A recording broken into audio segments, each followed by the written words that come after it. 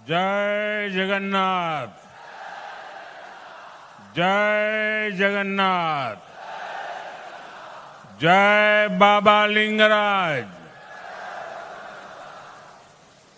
मोर प्रिय ओडिशा वासी को नमस्कार, जोहार। ओडिशा के राज्यपाल हरिबाबू जी, हमारे लोकप्रिय मुख्यमंत्री मोहन चरण मांझी जी, केंद्रीय मंत्रिमंडल में मेरे सहयोगी जुएल ओरांव जी, धर्मेंद्र प्रधान जी, अश्विनी वैष्णव जी, ओडिशा के उप मुख्यमंत्री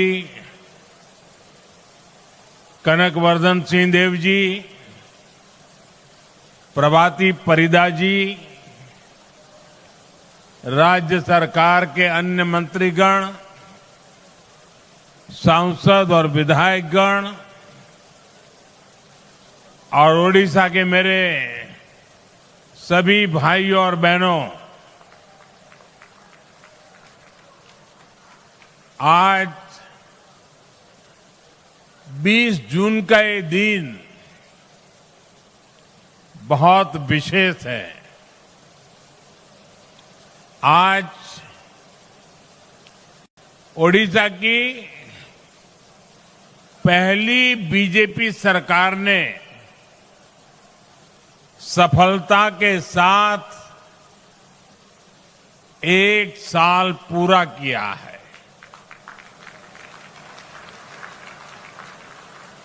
ये वर्षगांठ सिर्फ सरकार की नहीं है, ये सुशासन की स्थापना की वर्षगांठ है। यह 1 साल जन सेवा और जन विश्वास को समर्पित है। ये ओडिशा के करोड़ों मतदाताओं के विश्वास पर खरा उतरने के ईमानदार प्रयास का एक शानदार वर्ष है। मैं ओडिशा की जनता का, आप सभी का हृदय से अभिनंदन करता हूं। मैं मुख्यमंत्री श्रीमान मोहन मांझी जी और उनकी पूरी टीम को भी बहुत बहुत बधाई देता हूं। आप सभी ने प्रशंसनीय काम करके ओडिशा के विकास को नई गति दी है। साथियों, ओडिशा सिर्फ एक राज्य भर नहीं है, ये ओडिशा भारत की विरासत का दिव्य सितारा है।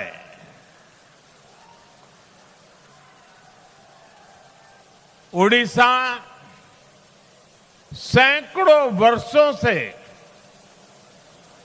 भारतीय सभ्यता को, हमारी संस्कृति को समृद्ध करता रहा है। इसलिए आज जब विकास और विरासत का मंत्र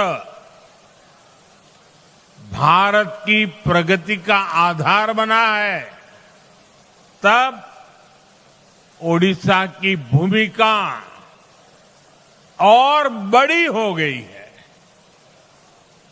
बीते 1 वर्ष में ओडिशा ने विकास भी और विरासत भी इस मंत्र को आत्मसात करके दिखाया है। इस मंत्र पर तेजी से आगे बढ़ा है। साथियों, ये सुखद संयोग है कि जब ओडिशा की बीजेपी सरकार अपने 1 साल पूरे कर रही है, तब आप सभी भगवान जगन्नाथ जी की रथ यात्रा की तैयारियों में जुटे हैं। महाप्रभु हमारे लिए आराध्य भी है, प्रेरणा भी है, और महाप्रभु के आशीर्वाद से श्री मंदिर से जुड़े विषयों का समाधान भी हो गया है। मैं मोहन जी और उनकी सरकार का अभिनंदन करता हूं कि उन्होंने करोड़ों करोड़ों भक्तों के निवेदन का मान रखा। यहां सरकार बनते ही श्री मंदिर के चारों द्वार खोल दिए थे। श्री मंदिर का रत्न भंडार भी खुल गया है। और ये कोई राजनीतिक जय विजय का विषय नहीं है। ये करोड़ों भक्तों की आस्था का सम्मान करने का कार्य हुआ है। साथियों, अभी 2 दिन पहले मैं कनाडा में G7 समिट के लिए वहां था और अमेरिका के राष्ट्रपति ट्रंप ने मुझे फोन किया। उन्होंने कहा कि अब कनाडा तो आए ही हैं, तो वॉशिंगटन होकर के जाइए, साथ में खाना खाएंगे, बातें करेंगे। उन्होंने बड़े आग्रह से निमंत्रण दिया। मैंने अमेरिका के राष्ट्रपति को कहा कि आपका निमंत्रण के लिए धन्यवाद, मुझे तो महाप्रभु की धरती पर जाना बहुत जरूरी है।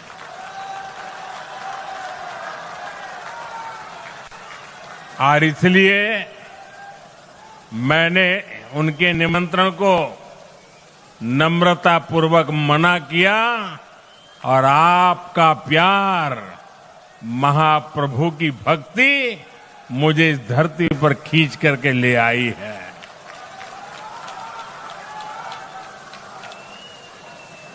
भाइयों बहनों, आजादी के बाद दशकों तक देश में लोगों ने कांग्रेस का मॉडल देखा। कांग्रेस के मॉडल में न सुशासन था और न ही लोगों का जीवन आसान था। विकास परियोजनाओं को अटकाना, लटकाना, भटकाना, घनघोर करप्शन, यही कांग्रेस के विकास मॉडल की पहचान थी। अब देश पिछले कुछ वर्षों से व्यापक तौर पर बीजेपी का विकास का मॉडल देख रहा है। बीते दशक में देश के कई राज्य ऐसे हैं जहां पहली बार भाजपा की सरकारें बनी है। इन राज्यों में सिर्फ सरकार नहीं बदली, बल्कि सामाजिक और आर्थिक परिवर्तन का भी नया दौर शुरू हुआ है। मैं आपको पूर्वी भारत के ही उदाहरण देकर के समझाना चाहता हूं। मैं एक उदाहरण देता हूं असम का। असम में एक दशक पहले तक स्थितियां बहुत खराब थी। अस्थिरता, अलगाव, हिंसा, यही सब कुछ असम में नजर आता था। लेकिन आज असम विकास के नए रास्ते पर दौड़ रहा है। कई दशकों से जो उग्रवादी गतिविधियां चल रही थी वो बंद हुई है। आज असम कई पैमानों में देश के दूसरे राज्यों से आगे निकल रहा है। इसी तरह दूसरा एक राज्य का मैं उल्लेख करूंगा, त्रिपुरा। त्रिपुरा में भी कई दशकों से वामपंथी शासन के बाद लोगों ने भाजपा को पहली बार अवसर दिया। त्रिपुरा भी विकास के हर पैमाने पर काफी पीछे चल रहा था। इंफ्रास्ट्रक्चर बेहाल था, सरकारी सिस्टम में लोगों की सुनवाई नहीं होती थी, हिंसा और भ्रष्टाचार से हर कोई परेशान था। और जब से भाजपा को सेवा करने का अवसर मिला, आज त्रिपुरा शांति और प्रगति की मिसाल बन रहा है। साथियों, हमारा ओडिशा भी दशकों से अनेक समस्याओं से जूझ रहा था। गरीब तक, किसान तक उनका पूरा हक नहीं पहुंच पाता था। भ्रष्टाचार और लाल फीताशाही हावी थी। ओडिशा का इंफ्रास्ट्रक्चर बेहाल था। ओडिशा के अनेक क्षेत्र विकास में और पीछे छूटते जा रहे थे। ऐसी अनेक चुनौतियां ओडिशा का दुर्भाग्य बन गई थी। इन चुनौतियों के समाधान के लिए बीते एक साल में भाजपा सरकार ने पूरी मजबूती के साथ काम किया है। साथियों, विकास का जो डबल इंजन यहां चला है उसका फायदा भी दिख रहा है। आज भी यहां जो हजारों करोड़ रुपए के प्रोजेक्ट का शिलान्यास और लोकार्पण हुआ है, उसमें डबल इंजन की छाप है। ओडिशा में डबल इंजन ने यहां की जनता का डबल बेनिफिट किया है। मैं एक उदाहरण देता हूं। आप भी जानते हैं, लंबे समय तक ओडिशा के लाखों गरीब परिवार आयुष्मान योजना से बाहर थे। आज आयुष्मान भारत जन आरोग्य योजना और गोपबंधु जन आरोग्य योजना, दोनों इंजन यहां चल रहे हैं। इससे ओडिशा के करीब 3 करोड़ लोगों को मुफ्त इलाज का लाभ मिलना तय हुआ है। और सिर्फ ओडिशा के अस्पतालों में ही नहीं, बल्कि अगर देश के दूसरे राज्यों में भी यहां से कोई काम करने गया है तो वहां भी जरूरत पड़ने पर उसको मुफ्त इलाज मिलना शुरू हुआ है। मैं देख रहा हूं, मैं मेरा जन्म गुजरात में हुआ और हमारे यहाँ सूरत में एक प्रकार से मैं कहूँगा कि आप 2 कदम चले और कोई न कोई उड़िया आदमी मिलेगा आपको। इतने उड़ीसा के लोग सूरत में रहते हैं।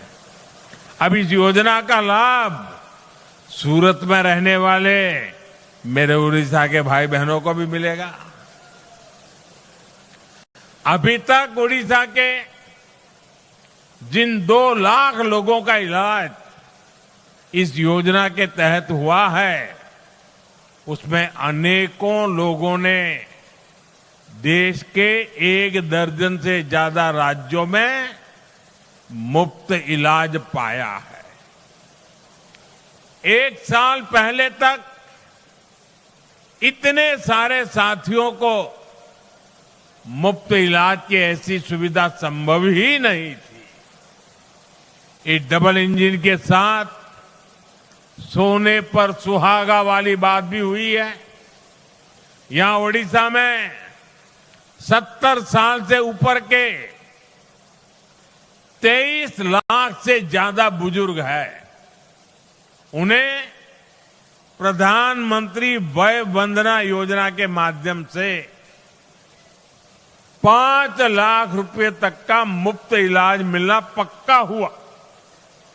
यानी सामान्य परिवारों की बहुत बड़ी चिंता कम करने का काम हमारी सरकार ने किया है। इसी तरह पहले उड़ीसा के किसानों को किसान सम्मान निधि का पूरा लाभ नहीं मिल पाता था। जब उड़ीसा के किसानों को केंद्र और राज्य दोनों की योजनाओं का डबल लाभ मिलना शुरू हो गया है। हमने किसानों को धान का अधिक मूल्य देने की जो गारंटी दी थी, उसका भी लाखों धान किसानों को लाभ मिला है। साथियों, केंद्र की ऐसी कई योजनाएं हैं जिनका पूरा लाभ पहले उड़ीसा को नहीं मिल पाता था। आज केंद्र और राज्य दोनों सरकारों की योजनाओं का बेनिफिट लोगों को मिल रहा है। यही नहीं, चुनाव के दौरान जो भी गारंटियां माताओं, बहनों, किसानों और नौजवानों को हमने दी थी, उनको तेज गति से जमीन पर उतारा गया है। साथियों, हमारी सरकार की एक बहुत बड़ी उपलब्धि वंचितों के सशक्तिकरण की रही है। उड़ीसा में तो बहुत बड़ी संख्या में हमारा जनजातीय समाज रहता है, लेकिन दुर्भाग्य से अतीत में आदिवासी समाज को निरंतर उपेक्षा मिली। उनके हिस्से में पिछड़ापन रहा, गरीबी रही, अभाव रहा। लंबे समय तक जिस पार्टी ने देश पर शासन किया, उसने आदिवासियों को अपनी राजनीति के लिए इस्तेमाल किया। इन लोगों ने आदिवासी समाज को न विकास दिया, न भागीदारी दी। इन लोगों ने देश के बड़े हिस्से को नक्सलवाद, हिंसा, अत्याचार की आग में धकेल दिया। साथियों, हालात ये थे कि 2014 से पहले तक देश में 125 से अधिक आदिवासी बाहुल्य जिले नक्सली हिंसा की चपेट में थे। आदिवासी क्षेत्रों को रेड कॉरिडोर के नाम पर बदनामी दी गई थी। इनमें से अधिकतर जिलों को पिछड़ा घोषित करके पल्ला झाड़ लिया गया था। भाइयों बहनों, बीते वर्षों में हमने आदिवासी समाज को हिंसा के माहौल से बाहर निकालकर विकास के नए पथ पर ले जाने का काम किया है। भाजपा सरकार ने एक तरफ हिंसा फैलाने वालों के खिलाफ सख्त एक्शन लिया, दूसरी तरफ आदिवासी क्षेत्रों में विकास की नई गंगा बहाई। इसी का नतीजा है कि आज नक्सली हिंसा का दायरा देश में 20 से भी कम जिलों तक सिमट गया है और जिस तेजी से कार्रवाई हो रही है उससे बहुत जल्द ही आदिवासी समाज को हिंसा से मुक्ति मिलेगी। देश में नक्सलवाद खत्म होगा और ये मोदी की गारंटी है।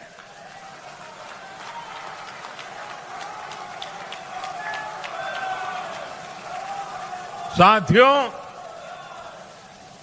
आदिवासी साथियों के सपने पूरे करना, उन्हें नए अवसर देना, उनके जीवन से मुश्किलें कम करना हमारी सरकार की प्राथमिकता है।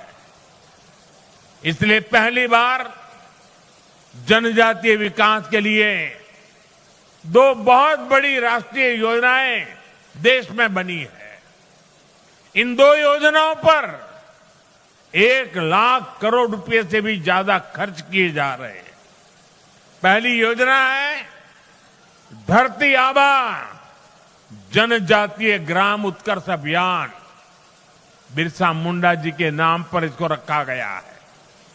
इसके तहत देश भर में 60,000 से अधिक आदिवासी गांवों में विकास के काम किए जा रहे हैं।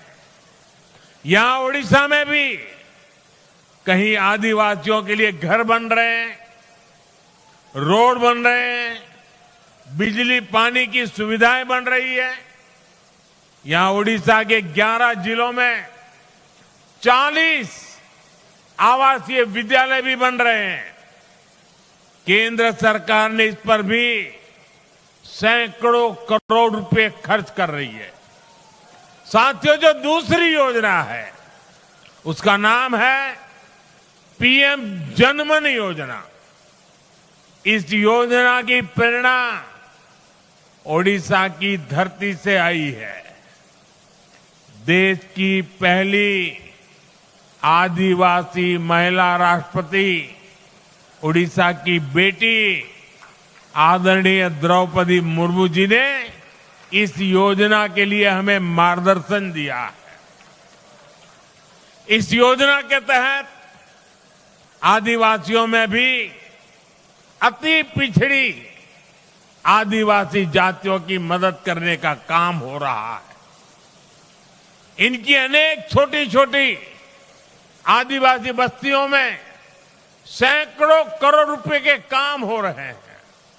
साथियों, ओडिशा में बहुत बड़ी संख्या में हमारे मछुआरे साथी रहते हैं। उनके लिए भी पहली बार पीएम मत्स्य संपदा योजना, बहुत बड़ी योजना, देशव्यापी योजना बनाई गई है। पहली बार मछुआरों को भी किसान क्रेडिट कार्ड की सुविधा मिली है। केंद्र सरकार 25,000 करोड़ रुपए का एक विशेष फंड बनाने जा रही है। इसका भी बहुत बड़ा लाभ उड़ीसा में समंदर के तट पर रहने वाले साथियों को होगा, हमारे नौजवानों को होगा। साथियों, 21वीं सदी के भारत के विकास को पूर्वी भारत से ही गति मिलेगी। ये पूर्वोदय का कालखंड है। इसी भाव के साथ हम ओडिशा सहित पूरे पूर्वी भारत के विकास में जुटे हैं। 1 साल पहले यहां भाजपा सरकार बनने के बाद इस अभियान में और गति आ गई है। ओडिशा के पारादीप से लेकर झारसुगुड़ा तक औद्योगिक क्षेत्र का विस्तार हो रहा है। इससे ओडिशा में मिनरल्स और पोर्ट लेड इकोनॉमी को बल मिल रहा है। ओडिशा में रोड, रेल और एयर कनेक्टिविटी पर केंद्र सरकार हजारों करोड़ रुपए खर्च कर रही है। पारादीप में मेगा ड्यूएल फीड क्रैकर और डाउनस्ट्रीम यूनिट इसकी स्थापना हो। चंडीखोल में क्रूड ऑयल स्टोरेज फैसिलिटी हो। गोपालपुर में एलएनजी टर्मिनल का निर्माण हो। ऐसे अनेक कदम ओडिशा को एक बड़े इंडस्ट्रियल स्टेट के रूप में स्थापित करेंगे। यहां पेट्रोलियम, पेट्रोकेमिकल्स, टेक्सटाइल और प्लास्टिक से जुड़े उद्योगों को बल मिलेगा। इससे छोटे और लघु उद्योगों का बहुत बड़ा नेटवर्क यहां बनेगा। ये नौजवानों के लिए रोजगार के लाखों नए अवसर लेकर आएगा। बीते वर्षों में ओडिशा में पेट्रोलियम और पेट्रोकेमिकल्स के सेक्टर में ही करीब 1.5 लाख करोड़ रुपए का निवेश हो चुका है। ओडिशा भारत का पेट्रोकेमिकल हब बनने की तरफ तेजी से आगे बढ़ रहा है। साथों, बड़े लक्ष्य पाने के लिए हमें बहुत दूर तक देखना होता है, दूरदृष्टि रखनी होती है। यहां जो हमारी भाजपा सरकार है वो सिर्फ 1 साल की उपलब्धियां और 5 साल बाद क्या होगा इतने तक सीमित नहीं है। वो आने वाले दशकों के लिए ओडिशा के विकास के रोड मैप क्या होगा इसके पर काम कर रही है। ओडिशा सरकार ने 2036 के लिए, जब ओडिशा राज्य 100 साल का होगा, उन्होंने उसके लिए विशेष प्लान बनाया है। ओडिशा भाजपा सरकार के पास 2047 के लिए भी रोड मैप है, जब देश की आजादी के 100 वर्ष पूरे होंगे। मैं ओडिशा विजन 2036 को देख रहा था। उसमें बहुत ही महत्वाकांक्षी संकल्प तय किए गए। मुझे पक्का भरोसा है कि ओडिशा के प्रतिभाशाली और मेहनती नौजवानों के सामर्थ्य से हर लक्ष्य को आप जरूर प्राप्त करेंगे। हम सभी मिलकर ओडिशा को विकास की नई बुलंदी तक पहुंचाएंगे। इसी वायदे के साथ एक बार फिर आप सभी को बहुत बहुत शुभकामनाएं। समस्त को पुणी थरे मोर नमस्कार, जोहार। जय जगन्नाथ, जय जगन्नाथ, जय जगन्नाथ।